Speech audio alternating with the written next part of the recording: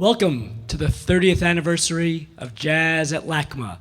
Tonight we present the Robert Rodriguez Quartet.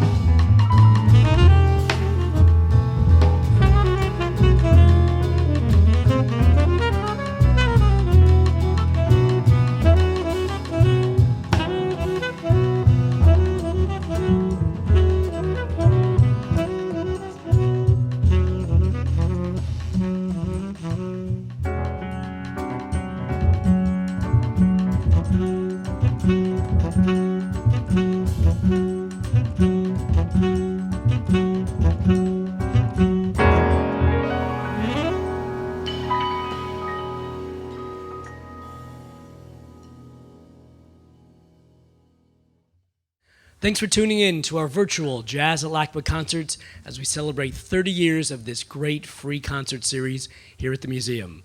My name is Mitch Glickman, Director of Music Programs for the Los Angeles County Museum of Art. We can't wait to invite you back to the museum, but right now we're still staying safe. No audiences yet, but very soon. We can't wait to see you then.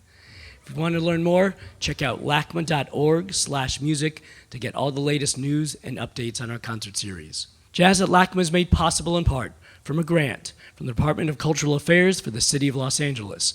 Our broadcasts are made possible through the support of Los County Supervisor Sheila Kuehl, and promotional support comes from KJazz 88.1, where every week, Sunday nights at 7 p.m., you can hear the Jazz at LACMA broadcasts, so check those out. Tonight, we present composer and piano player Robert Rodriguez. At the age of 22, Robert began touring the world as part of Arturo Sandoval's band. He later moved to New York and started working with other legends, including Ray Barretto, Roy Haynes, and the Caribbean Jazz Project. In 2015, he was nominated for a Grammy Award for Best Latin Jazz Album alongside his brother, Mike Rodriguez. Here is the Robert Rodriguez Quartet.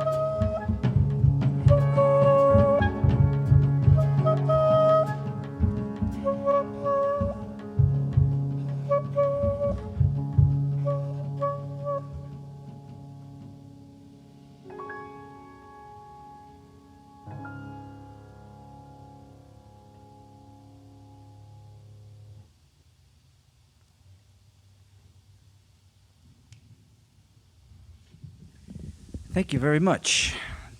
That was a original composition called Rendezvous Road. And that featured wonderful Bob Reynolds on the saxophone, on the soprano. We have Mr. Anthony Fung on the drums, and we have Mr. Mike Garola on the bass. And our first tune that we played was another original. This one was called Like Joe. We're now going to continue with a composition that I recorded on a trio record. This one's called Melody in C.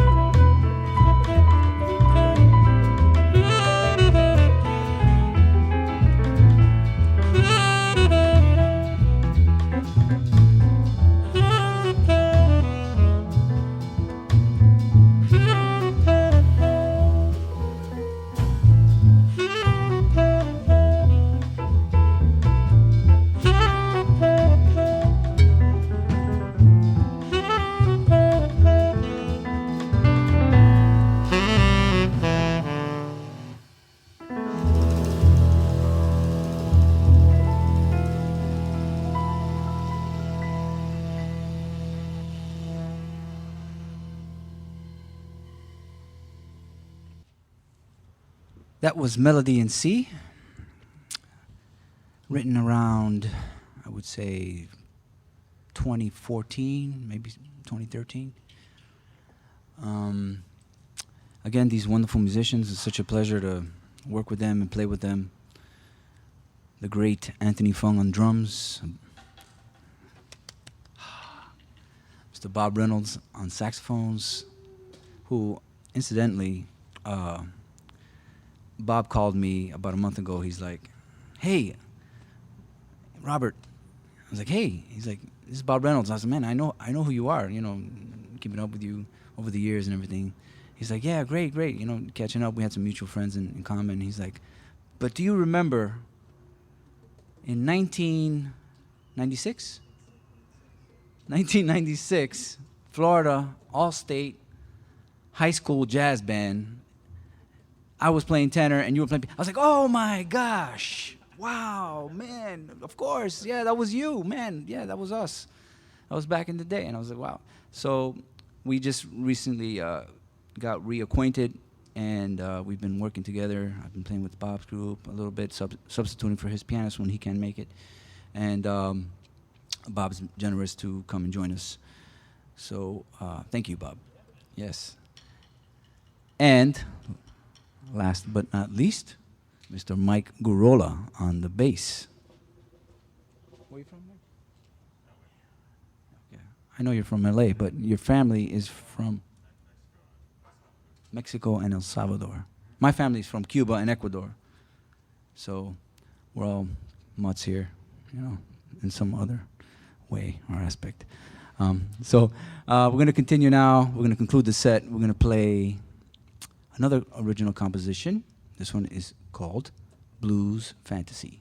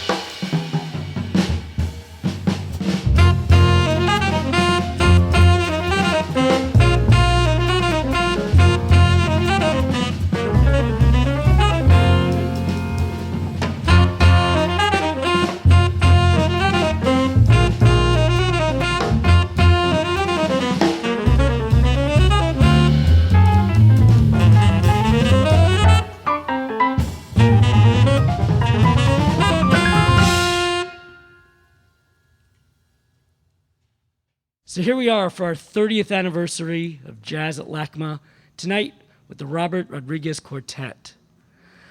So Robert, I don't know if your memory goes that far back, but can you remember pre-COVID, the last gig that you had? Actually, I can, yes. That's impressive. I can't. Yeah. So, yeah. I believe the date was March 18, and I did a trio gig with Anthony Fung, and it was at a church somewhere here in California. Okay. It was my last gig before the pandemic. That's it. Yeah. So I find it very fitting that we've come full circle. So your first gig back, now that we're reopened, so to speak, is with Anthony and your expanded group now. With my quartet expanded group. Yeah. So you had mentioned a little bit about Rob and knowing him, or Bob from Florida. Yeah, so Bob Reynolds just reached out to me recently, and actually we did a gig together with his band. Okay. I was substituting for his pianist, and who wasn't available, and it was at the Baked Potato about a month ago, and he calls me up, and he's like, "Hey, it's Bob Reynolds," and I was like, "Oh, hey, man, how's it going?"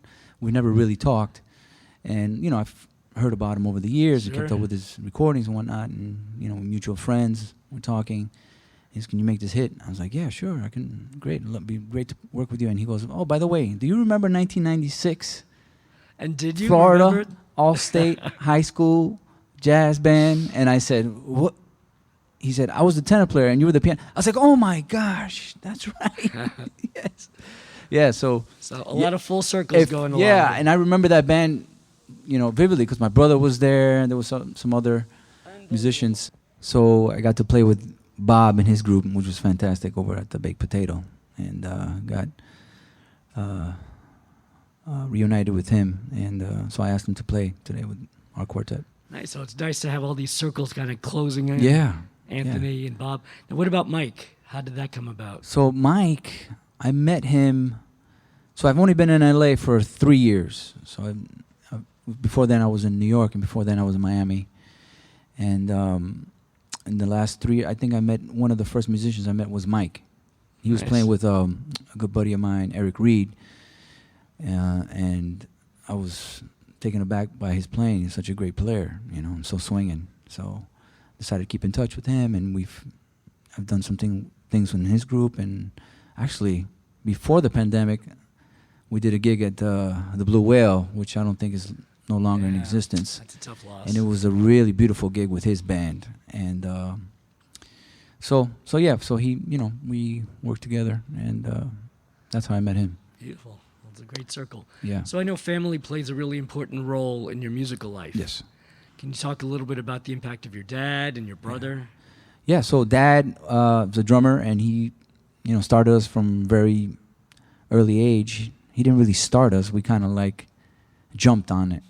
He was away a lot, so then we would go to his record collection and check out, who's this? It was Miles and Coltrane, and he had Chucho Valdez and Irakere, and the whole gambit. Nice. So Afro-Cuban music and Brazilian music and jazz and Duke Ellington, and it was all there for us to explore.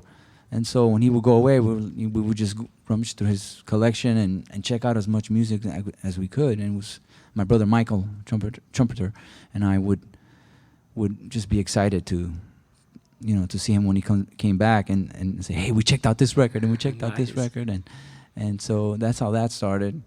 And we started playing music very early on. I started playing piano very early, and then I played saxophone for a little bit in middle school, and I studied percussion at the New World School of the Arts. Oh, yeah. Yeah, that's right. And then I moved on to the University of Miami, where I played piano in the band over there.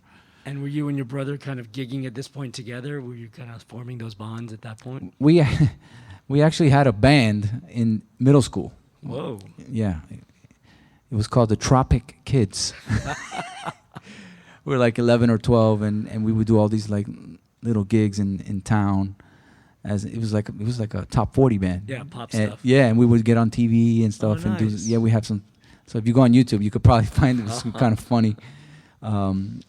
So that was our first band. But then, as we got serious about music, after college, when I moved to New York, we decided to form the Rodriguez Brothers. Yeah. Yes. And can you talk about some of those Rod Bros Yeah. projects as you Yeah. call it affectionately. Yeah, so initially we started the group back in 2002, and we wanted to delve into our musical heritage and our who we were and who we are, and the influence of Afro-Cuban music and straight ahead jazz and all that, and we wanted to express ourselves with original compositions. So we put a band together, and we started working with that band, put some records together, and yeah. And some of them did quite well.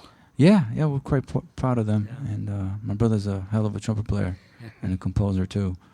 Yeah, and we're best buddies, best friends. We've always been, and so I rely on him for a lot, not just music but life.